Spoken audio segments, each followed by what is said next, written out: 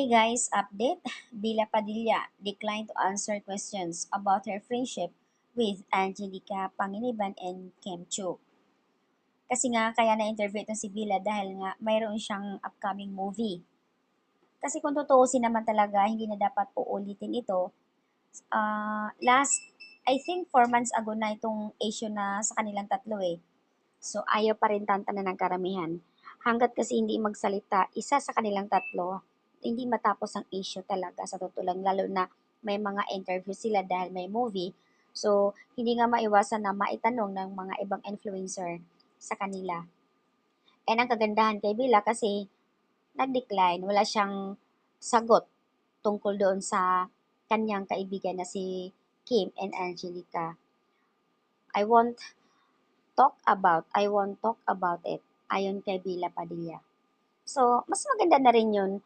Kasi sa totoo lang, the more nasasagot siya, the more na magbibitaw pa siya ng salita against doon sa dalawa niyang kaibigan, mas lalong magkaka-issue, mababa siya doon.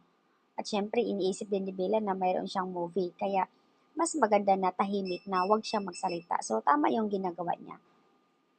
As usual naman kung if ever na ganun din, lalo na may movie, ang Kim Pao. Darating at darating talaga yan na maitanong kay Kimi. Siguro ganun din ang gagawin ni Kimi na tahimik siya, ayaw niya magsalita. As long wala silang inaapakan, tahimik silang tatlo. Kasi itong issue na ito matagal na to eh. Sa katunayan nga, nag-post na rin si Angelica noon. Photos lang ni Kim Cho. So, wala si Bella. Kaya, nagiging usap-usapan din yon nung time na yun nung nag-post si Angelica. Which is silang tatlo mag-friends. So, ang naipost lang niya si Kimi, yung pinagdaanan. Lumalabas ang issue doon, lumalabas na si Bella talaga yung pakay at hinahanap nila bakit wala si Bella. So, may problema talaga. So, ayan lang guys ang update. Mas maigi na rin na walang magsasalita sa kanila. Siguro, inaantay yung pagkakataon kung sino yung, kumbaga andun tayo doon sa part na pride sa kanilang bawat isa. Kung sino yung mauna, ganun. Kasi, nag-aantayan lang itong mga to kung sinong mauna mag-comfort, magsalita o makipagbati sa kanila eh. Pataasan ng ego eh. Talagang makikita mo talaga tunay na magkakaibigan. Kaya ang hirap sa sitwasyon nilang ganun eh. Kaya kung ako pa sa ibang mga netizens na sana tigil na yung mga pag interview or ano man yung mga issue sa kanila, hayaan na lang natin sila. Bahala sila kung kailan sila magbati. Basta ang importante na mas maganda yung ginawa ni Bila na ayaw niya magsalita. Nag-decline siya doon sa questions about doon sa dalawa niyang kaibigan.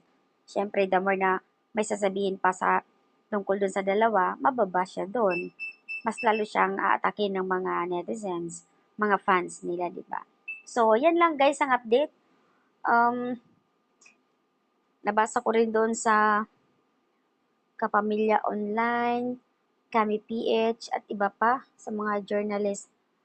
Ayun, sinasabi nga nila na pasabog ni Bila Padilla, mayroong binitawan na, wala namang palang sinabi si Bella eh.